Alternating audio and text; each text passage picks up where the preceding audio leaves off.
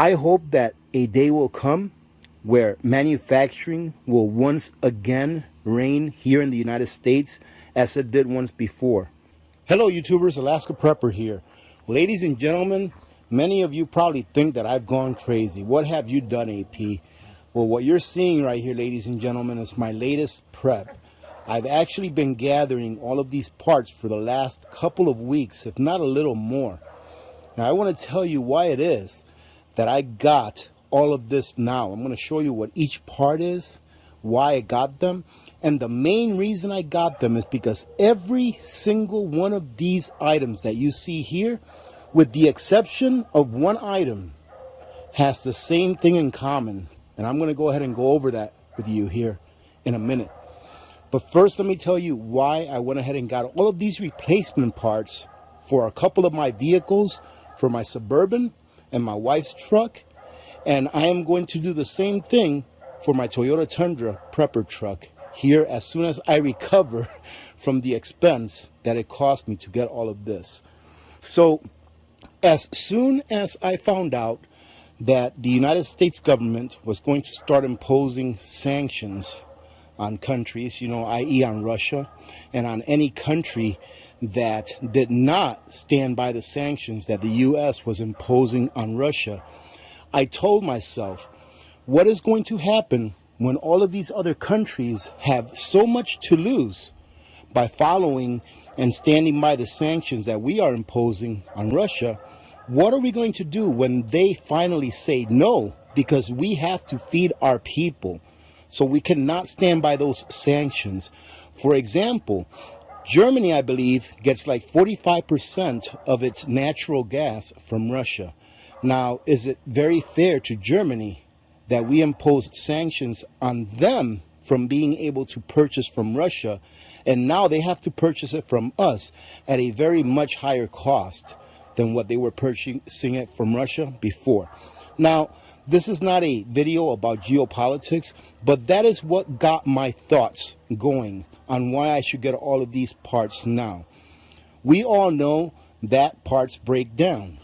But what parts break down? So what I did is I went to my local mechanic, James, the one that I usually go to whenever I need to get something fixed on my vehicle. And I said, James, can you please write me a list of the parts on my two vehicles that you have seen through the years replaced more often than others? So pretty much parts that are wearable, that pretty much have to be replaced during the lifetime of a vehicle, either one time or another. And he wrote me a list, and I went out and I got every single part that he mentioned. I got one each for my Suburban and one for my wife's truck, the Avalanche. I was talking to Billy from Frontier Preppers not too long ago, and he told me that when he lived in Cuba, that if you had to go and find a part for a vehicle, that it was almost impossible, and that if you did find it, you may find it miles and miles away, and that it may take you a day, if not more than days, to get that part, because it's the only one available in the region. And it wasn't even guaranteed that the part would be new. It would just be a replacement part that you were looking for. So why not have these things now, especially knowing that our currency is being devalued every day, and that these parts that you see here at the same time next year will probably be a lot more expensive than they are now. Now, I may not have to replace one of these parts for 5 or 10 years. So depending on how long you want to keep your vehicle, or you plan on keeping your vehicle, or how old your vehicle is, you may want to determine whether or not you'll get part A or part B. If you're hearing all of the barking in the background, I apologize. That's my neighbor's dogs over there that are barking away, so I'm sorry about that. The worst thing that can happen is that one small part goes down and your entire vehicle is down. I put out a video, it was either yesterday or the day before yesterday, about a farmer. I forgot what state he was in, but he had a $250,000 tractor that was down due to a $40 part. All right, now let me go ahead and cover the OAP. What if we have a coronal mass ejection or we have an EMP? Ladies and gentlemen, if we have a coronal mass ejection or we have an EMP where these parts can't be used because no vehicles are capable of driving anyways, I don't care. I'm already stocked up with food. I've got all of the preps that I need. I am in the fill in the gap stage of my prepping journey. So having this is just extra security, knowing that I'm going to have them when I need them. Let me go ahead and show you everything that I got. I got multiples of everything, but I'm going to show you one of each. That way you can at least see what I got, give you some ideas. And if you have any ideas, please leave them in the comments. If you're like, hey, AP, you should have probably gotten some of this or some of that, please leave it in the comments, because that not only helps me, but it could help anyone else that may want to do something similar. So let's go ahead and start over here. Now this here, ladies and gentlemen, is an ignition coil. And this here is the ignition coil itself. And it comes with a wire and a spark plug heat shield, or a heat shield. And for those of you that don't know what an ignition coil is, it's pretty much the part on your vehicle that tells your spark plug how fast or at what frequency to spark. All right, so that's what this is. These are pretty common that they go out, you know, once or twice during the lifetime of your vehicle if you have it for a long time. So I went ahead and bought a set of 8. And the reason why, ladies and gentlemen, is this, is because I went to my local automotive shop to buy just 2 of them, because you don't have to replace them all. If one of them goes out, you can just replace one. But I was able to buy this entire set of all 8 ignition coils with the wires and heat shields for the price of 2 ignition coils alone.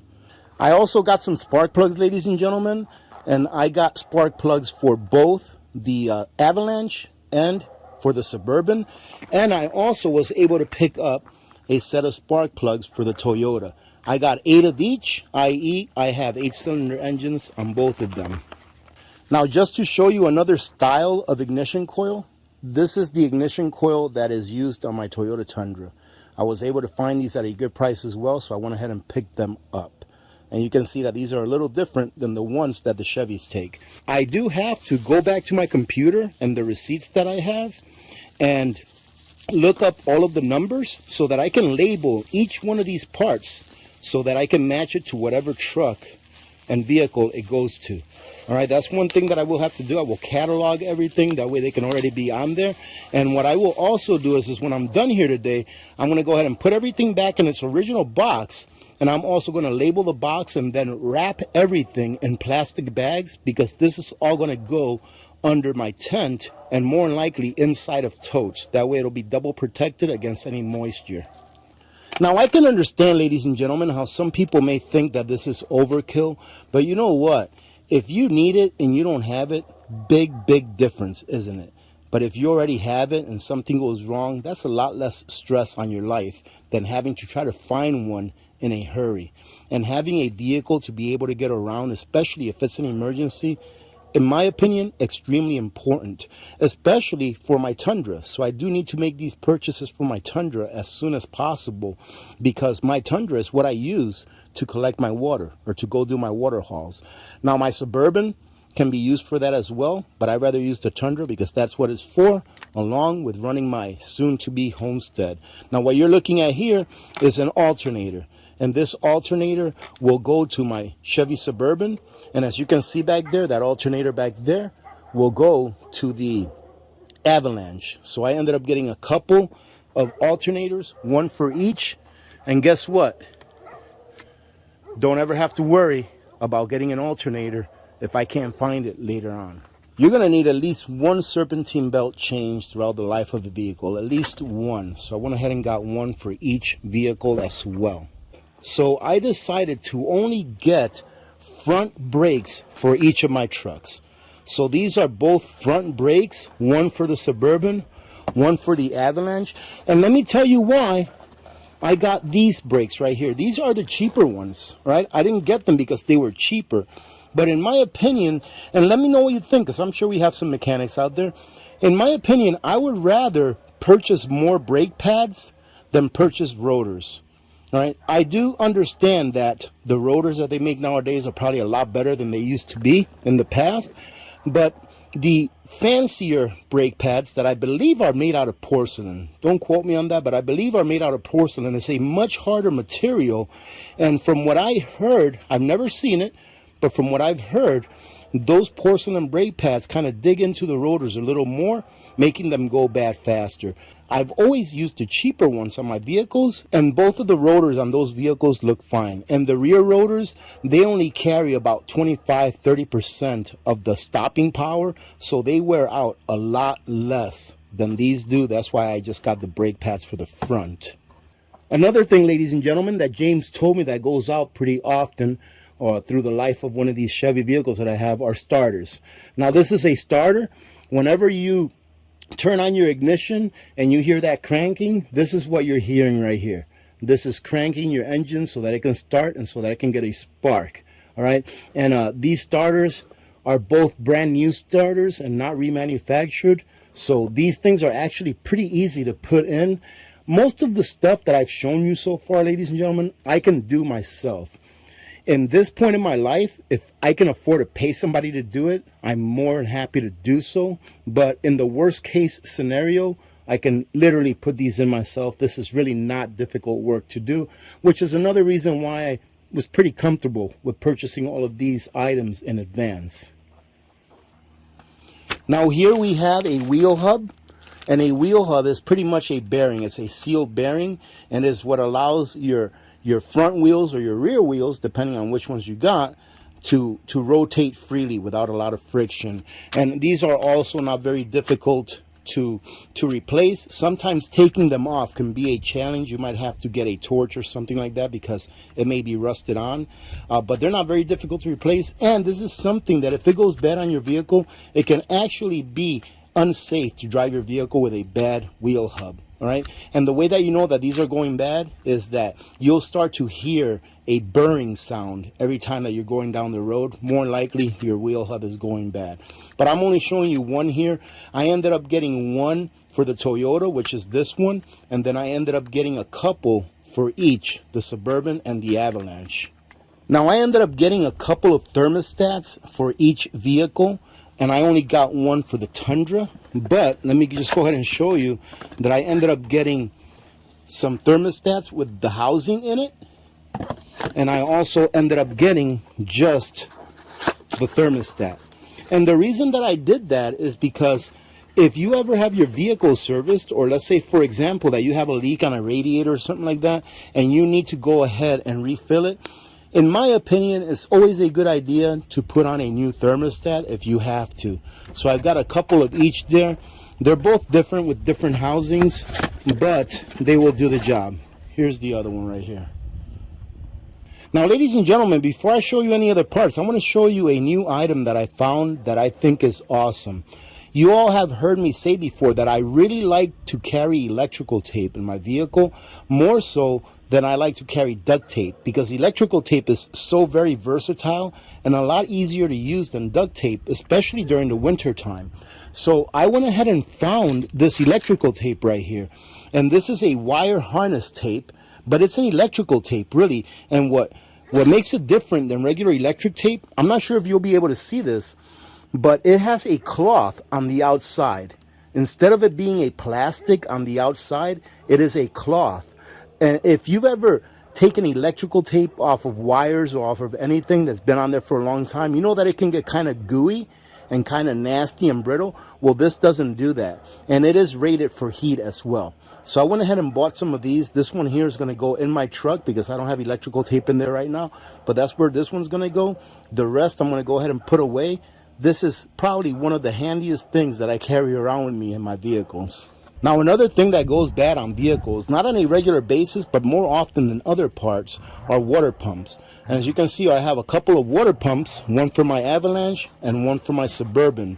They look pretty similar, but really they are different. So you have to make sure that when you get these, if you do end up doing something similar to this, that you know exactly what part is for what vehicle. As you can see, this is why I have the sticker on here, because these are so similar that it'll allow me to differentiate which one is which.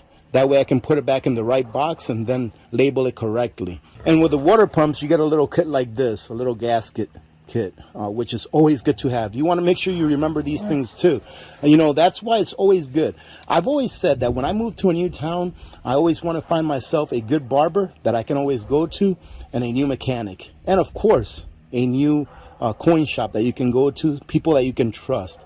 And going to my mechanic for a couple, 3 years now, great place to go. I mentioned them before. They're called Right Choice Auto here in Fairbanks. And the gentleman, James, that owns that place, great guy, and he knows his stuff. So when I went to him for my list, he was pretty good at telling me everything that I was going to need and if I should get any extra beyond just one replacement part for that vehicle. Now this, ladies and gentlemen, for those of you that may not know what this is called a rotor, right? And this is actually what the brake pads press on in order to stop your vehicle. And these are front rotors. I ended up getting 2 front rotors for each of my vehicles. Same reason why I ended up getting 2 sets of brake pads for the front for each of my vehicles, because these would wear out a lot faster than the back. And really, more than likely, if you treat your vehicle well, a set of rotors will pretty much last the entire life of the vehicle. If you change the brake pads on a regular basis before they start going metal to metal, they should pretty much last. However, you know, all it takes is one really hard stop, you know, for these brake pads to get hot enough on one spot on this rotor to kind of like warp them a little bit. Now, a trick that I've learned is that if you ever have to stop really hard, just go ahead after you came to a complete stop and you're safe, allow your wheels to roll forward for about a foot or two. That way, the hot brake pads will stay off of the hot part of the rotor and allow it to cool off and not warp. But I ended up getting 1 for each side of each vehicle, a total of 4. And this, ladies and gentlemen, you already know what it is. Okay, tell me what the name of this is. Right, this is an ignition coil. This is just my 3rd set of ignition coils along with the wire sets. And the last thing that I have to show you, ladies and gentlemen, is just I got some of these because you just never know when you're going to need these. All right, I just got some of these clamps, all right, that you can compress. And I also got a set of smaller ones. It seems that whenever you need these, you can never find them. And I like that these came in a little box that they're organized in, and they come in various different sizes. So these things are all stainless steel as well, so they're pretty good quality, and the price was not bad. Now, let me go ahead and show you all what it is that I said during the beginning of this video, that almost every single one of these parts has something in common. They all have a common denominator, except for one of the parts that I got that I've already shown you. Now, ladies and gentlemen, before I show you, I just want to remind you that probably about 1/3 of the parts that you saw here I purchased via Amazon, but the other 2/3, or the majority, I purchased in a local parts store. All right, but check this out. Made in China. Made in China. Made in China. Made in China. My water pumps, made in China. The other one, made in Mexico. The gasket, made in China. Even this little endoscope was made in China. The wheel hub, made in China. The starters, made in Malaysia. The tape, made in China. One of the thermostats, made in Israel. Another thermostat, made in Japan. Another thermostat with the housing, made in China. Another thermostat, made in China. The other ignition coil wires, plus the ignition coils that are under them, made in China. The serpentine belts, it says here, see product for country of origin, and it's back in here. As you can see here, it says made in Mexico. The alternators, hopefully you can see that down there, made in Malaysia. Same thing with these ignition coils as well, made in China. There was only one product, ladies and gentlemen. Oh, these spark plugs, let me see, I'm pretty sure these were made in China. I remember taking a look at them. No, they were made in Mexico. Okay, there's only one thing that I got in this entire set of parts that was made in the United States of America. And that is the AC Delco spark plugs. And there you go, made in the United States of America. That is why, ladies and gentlemen, I feel that this is such an important payday prep. Not because I'm a China lover or a lover of any other country than my country, these United States of America.